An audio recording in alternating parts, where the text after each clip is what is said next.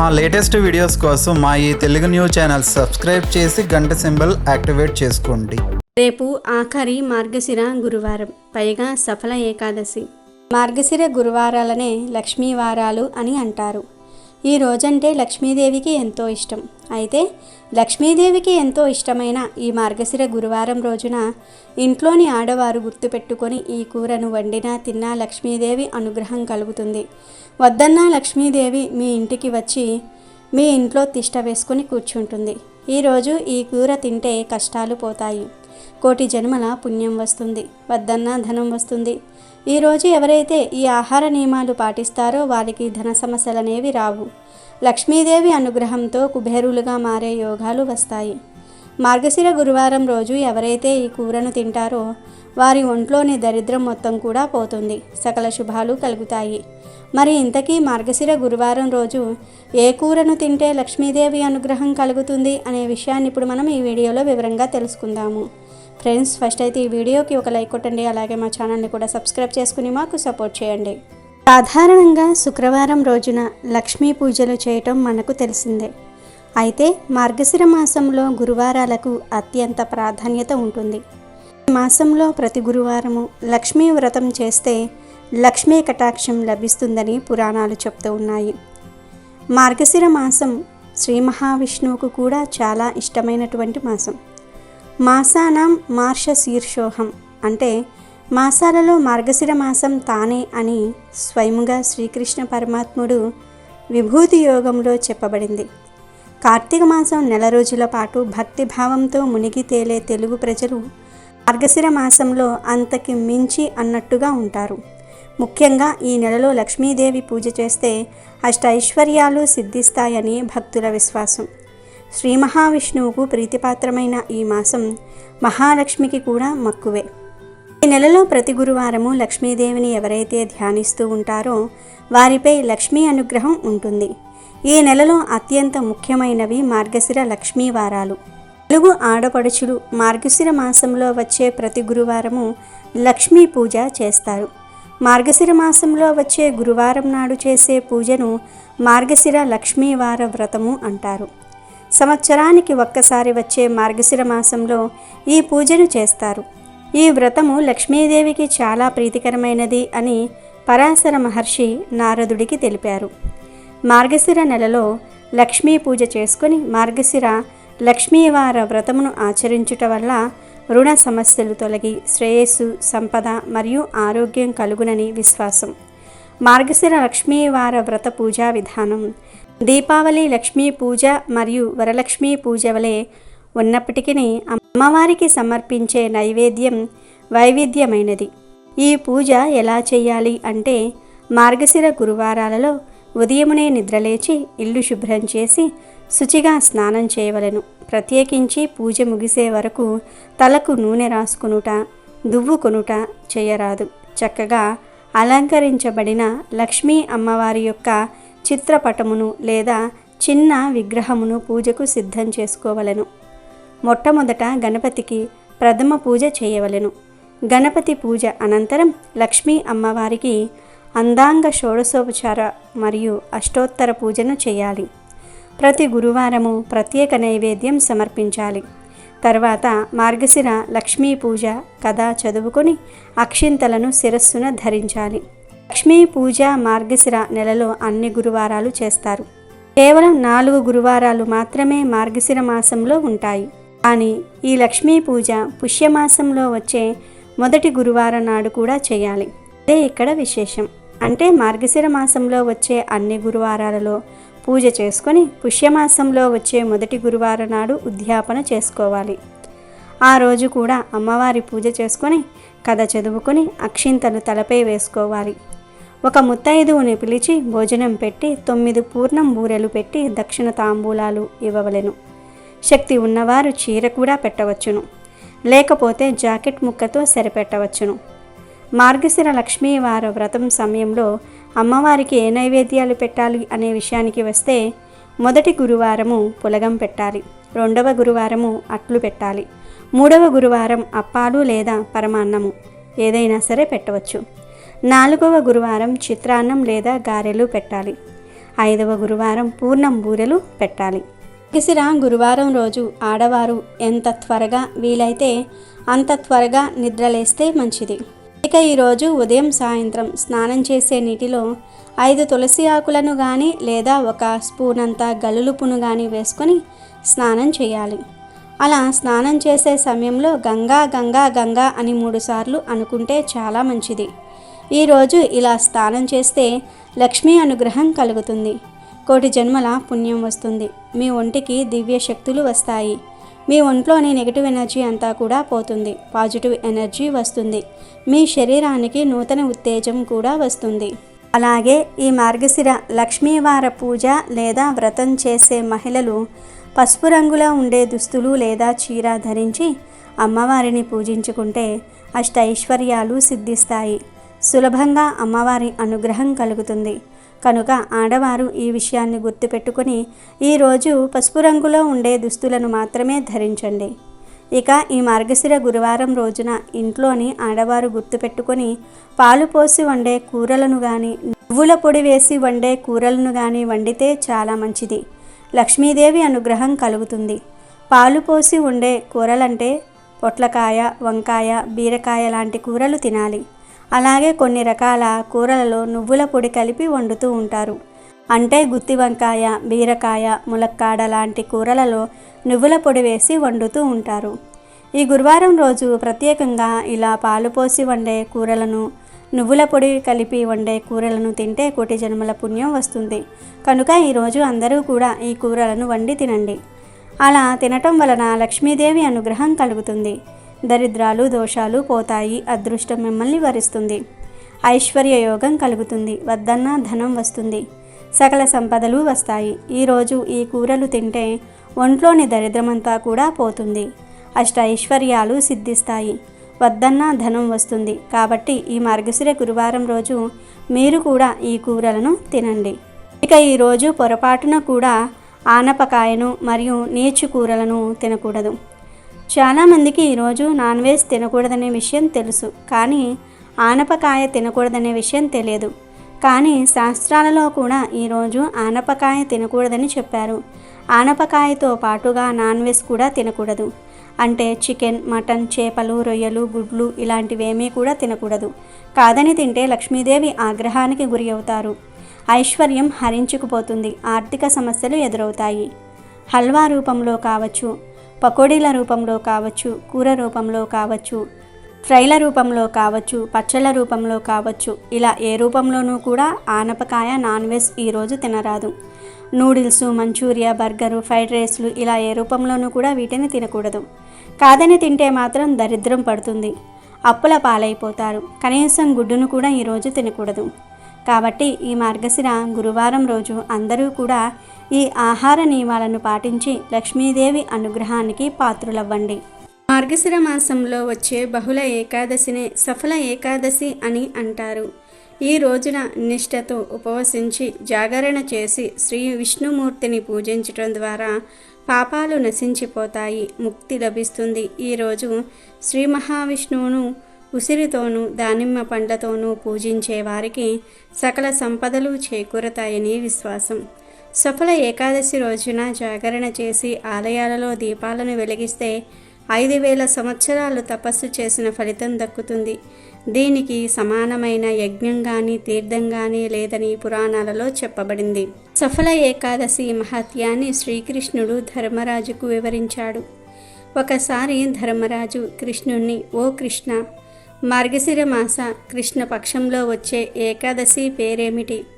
దానిని ఏ విధంగా పాటించాలి? దయచేసి దీనిని నాకు వివరంగా చెప్పు అని వినయంగా అడిగాడు. ఈ ప్రశ్నకు దేవదేవుడైన శ్రీకృష్ణుడు ఈ విధంగా సమాధానమిచ్చాడు.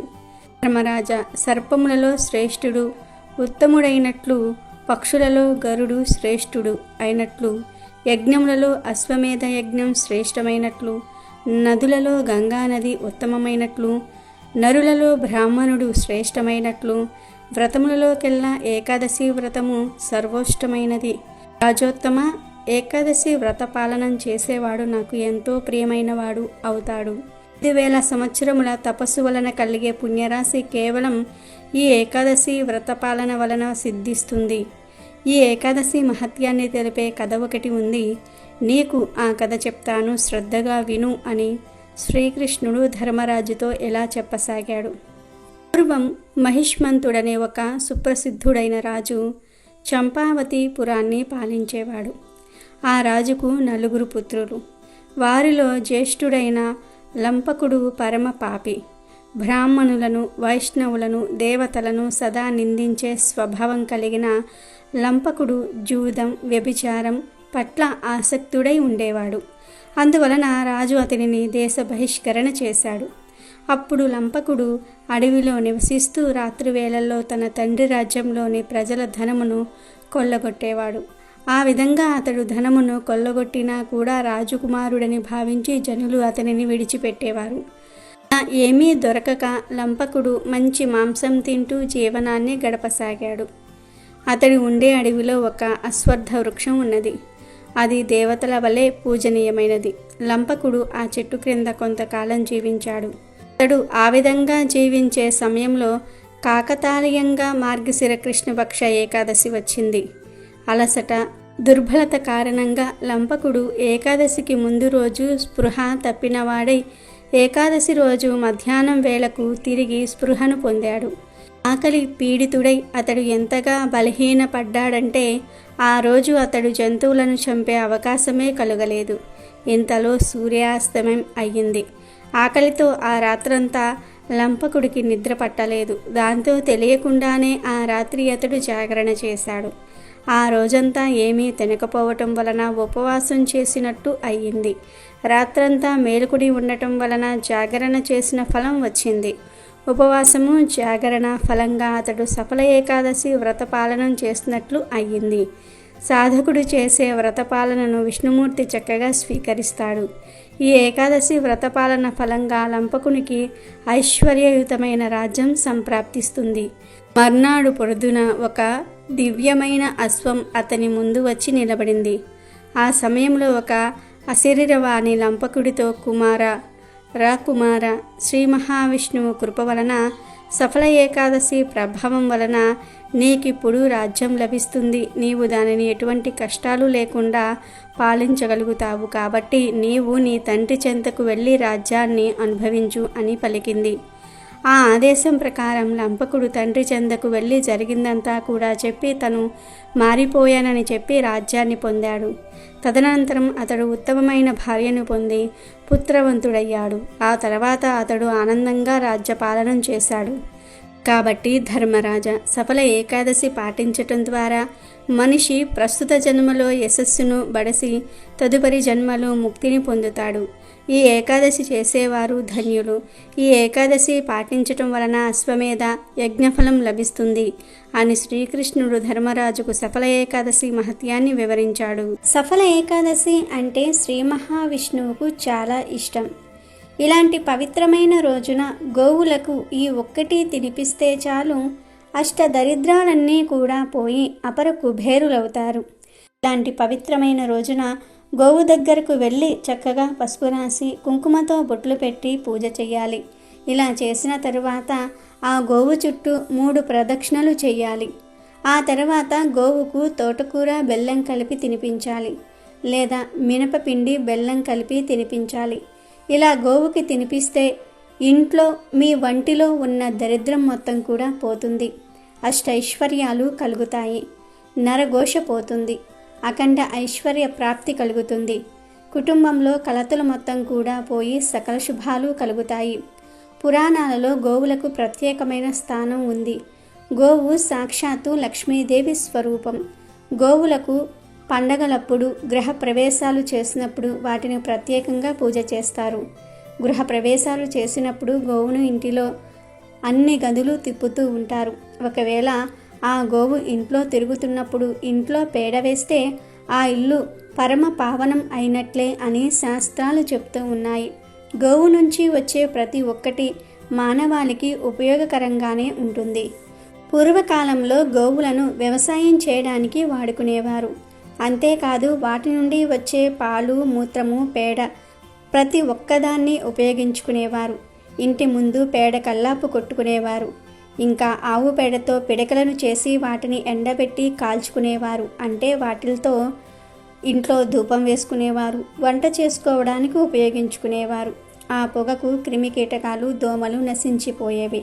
ఈ విధంగా గోవు నుండి వచ్చే ప్రతి ఒక్కటి మానవులు ఉపయోగకరంగా ఉండటం మూలంగా గోవుకు అంతటి ప్రాముఖ్యత వచ్చింది. కాబట్టి ఈ సఫల ఏకాదశి రోజున గోవుకు తోటకూర బెల్లాన్ని, మినపపిండిని, బెల్లాన్ని తినిపించటం వల్ల కోటి జన్మల పుణ్యం దక్కుతుంది. పూర్వం కళింగ దేశమందు ఒక బ్రాహ్మణుడు ఉండేవాడు.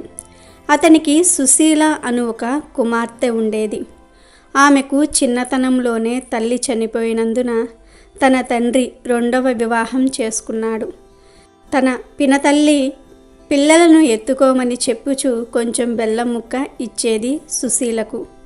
ఆ సుశీల సవితి పిల్లలను ఆడించుచు ఇంటి వద్ద సవితి తల్లి అయినటువంటి ఆ మారుటమ్మ మార్గశిర లక్ష్మీ పూజ చేయుట చూసి ఆమె కూడా మట్టితో మహాలక్ష్మిని తయారు చేసి జిల్లేడు పూలతోనూ ఆకులతోనూ పూజ చేసి ఆడుకోమని ఇచ్చిన బెల్లం ముక్కను నైవేద్యంగా పెడుతూ ఉండేది సుశీల. ఇలా కొన్నాళ్లకు సుశీల పెద్దదయ్యింది.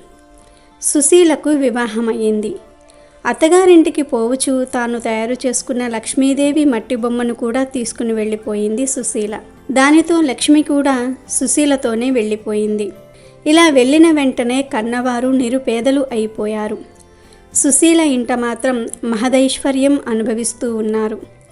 పుట్టింటి వారు కటిక దరిద్రులు అయిన సంగతి తెలుసుకుని సుశీల చాలా బాధపడుతుంది. తల్లి దరిద్రమును భరించలేక కొడుకును పిలిచి, నాయనా, నీ అక్క ఇంటికి వెళ్ళి ఏమైనా డబ్బు తీసుకురమని చెప్పి పంపిస్తుంది. సుశీల ఇంటికి తమ్ముడు వెళ్ళి వారి దరిద్రం గురించి చెప్పాడు. పుట్టింటి వారి దరిద్రమును తెలుసుకున్న సుశీల ఒక కర్రను తొలిపించి దాని నిండుగా వరహాలు పోసి అతనికి ఇచ్చింది. ఆ చిన్నవాడు కర్రను పట్టుకుని వెళ్తూ ఉండగా దారిలో కర్ర వదిలి వెళ్ళిపోయాడు. ఆ కర్ర ఎవరో తీసుకుని వెళ్ళిపోయారు.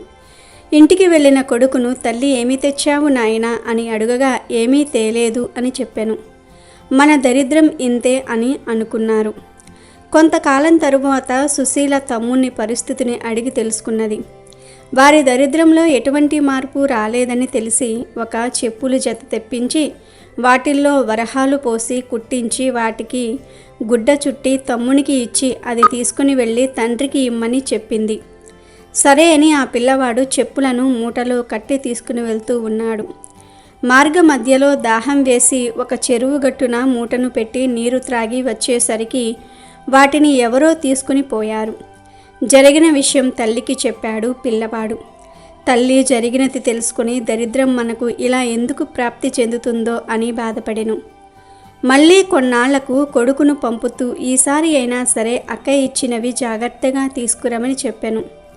తర్వాత తమ్ముడు సుశీల దగ్గరకు వెళ్ళి అక్కకు పరిస్థితి ఇది వరకులానే ఉంది అని చెప్పాను. అప్పుడు సుశీల ఒక గుమ్మడి పండు తెప్పించి దాని నిండుగా వరహాలు నింపి ఆ పండు అమ్మకు ఇమ్మని చెప్పి ఇచ్చింది. సరే అని తీసుకొస్తూ ఆ పిల్లవాడు సాయ సమయంలో ఒక చెరువు వద్దకు వచ్చి గుమ్మడి పండును గట్టు మీద పెట్టి సాయం సంధ్యా వందనం చేస్తూ ఉన్నాడు. ఇంతలో ఒక బాటసారి వచ్చి పండు బాగున్నదని తీసుకుని పోయాడు. ఆ కుర్రాడు గట్టు మీదకొచ్చి పండు వెతకగా పండు లేదు. ఏమీ చేసేది లేక ఇంటికి వెళ్ళాడు. తల్లి, ఏమి తెచ్చితివి అని అడుగగా జరిగింది చెప్పెను. తల్లి విచారించింది. కొన్నాళ్లకు తల్లి పిల్లలను ఇంటి దగ్గర ఉంచి తానే కూతురు దగ్గరకు వెళ్ళింది. తల్లిని చూసి సుశీల వారి దరిద్రం తెలుసుకొని చింతించి మార్గశిర లక్ష్మీవారం రాబోతూ ఉంది. ఆ మార్గశిర లక్ష్మీవార నోము నోస్తే ఐశ్వర్యం వచ్చునని చెప్పెను. మార్గశిర లక్ష్మీవారం రానే వచ్చింది. అప్పుడు సుశీల అమ్మతో, అమ్మా, ఈరోజు మార్గశిర లక్ష్మీవారం, నోటిలో ఏమీ వేసుకోకు, మనం వ్రతం చేసుకుందాం అని చెప్పెను. దానికి ఆ తల్లి కూడా అలానే, నేను ఏమైనా చిన్నపిల్లనా, ఎందుకు తింటాను అని చెప్పి పిల్లలకు చద్ది అన్నం కలుపుతూ నోట్లో ఒక ముద్ద వేసుకుంది. తర్వాత కూతురు వచ్చి, అమ్మ స్నానం చేయి, వ్రతం చేసుకుందాం అన్నది. అప్పుడు తల్లి జరిగింది చెప్పింది. దాంతో ఆ వారం కూతురు మాత్రమే మార్గశిర లక్ష్మీవార వ్రతం చేసుకుంది. ఆ తర్వాత రెండవ మార్గశిర లక్ష్మీవారం వచ్చింది. అప్పుడు కూతురు తల్లితో, అమ్మ 2వ వారం వ్రతం చేసుకుందాం అన్నది. తల్లి కూడా సరే అంది. కానీ పిల్లలకు తలకు నూనె రాస్తూ తాను కూడా రాసుకుంది తల్లి.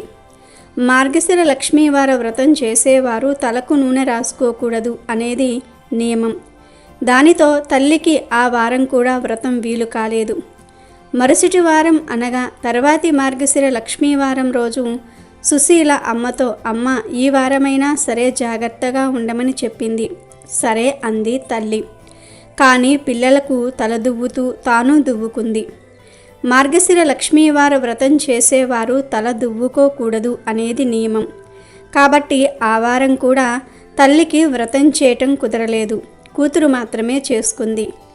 4వ మార్గశిర లక్ష్మీవారం వచ్చింది. అప్పుడు సుశీల ఈసారైనా జాగ్రత్తగా ఉండమని తల్లికి చెప్పి తల్లి ఏ పని చేయకుండా ఉండడానికి ఒక గోతిలో కూర్చోబెట్టింది. పని అయిన తర్వాత అమ్మను తీసుకుని వచ్చి స్నానం చేసి పూజ చేసుకుందాం అని పిలువగా తల్లి, పిల్లలు అరటిపండు తిని నేను కూర్చున్న చోట అరటి తోలు వేశారు. నేను ఏమీ తోచక అది తిన్నా అని చెప్పింది. అయ్యో అని తలచి కూతురు పూజ చేసుకుంది. 5వ వారం మార్గశిర లక్ష్మీవారం ఆఖరి వారం వచ్చింది. అప్పుడు సుశీల తల్లిని తన కొంగుకు కట్టుకొని పని పూర్తి చేసుకొని తల్లితో స్నానం చేయించి వ్రతం చేయించుకుంది. పూర్ణాలు కుడుములు తల్లితో నైవేద్యం పెట్టించింది. కానీ మహాలక్ష్మి సుశీల పెట్టిన పూర్ణము కుడుములు స్వీకరించింది. తల్లి పెట్టిన పూర్ణం కుడుములు స్వీకరించక దూరంగా వెళ్ళిపోయింది. అప్పుడు సుశీల లక్ష్మీదేవితో, ఏమి అమ్మ అలా వెళ్ళిపోతూ ఉన్నావు అని అడుగుతుంది. దానికి లక్ష్మీదేవి సుశీలతో, నీ చిన్నతనంలో నువ్వు బొమ్మలతో ఆడుకుంటూ ఉంటే మీ అమ్మ నిన్ను చీపురుతో కొట్టింది, అందుకే వెళ్ళిపోతూ ఉన్నా అని చెప్పింది. అప్పుడు సుశీల తన తల్లి చేసిన దానికి క్షమించమని ప్రార్థించింది. లక్ష్మీదేవి మళ్ళీ నీ తల్లితో వ్రతం చేయించు అని చెప్పి అదృశ్యమయ్యింది. సరే అని మొదటి వారం పులగము, 2వ వారం అట్లు తిమ్మన్నం, 3వ వారం అప్పాలు పరమన్నం, 4వ వారం చిత్రాన్నం గారెలు. పుష్యమాసంలో మొదటి వారంలో పూర్ణము కుడుములు వడ్డించి తల్లితో నోము నోయించింది సుశీల. వ్రత అక్షింతలు తల మీద వేసుకున్నారు. అప్పటి నుండి తల్లికి సకల సంపదలు కలిగి అంత్యమందున విష్ణు లోకమునికి వెళ్ళెను. కాబట్టి ఆ లక్ష్మీదేవిని భక్తితో ఆరాధించిన వారికి ఆలస్యమైన సంపదలు తప్పక లభిస్తాయి. వీడియో నచ్చితే లైక్ చేయండి, షేర్ చేయండి, బట్ సబ్స్క్రైబ్ చేసుకోవడం మర్చిపోవద్దు.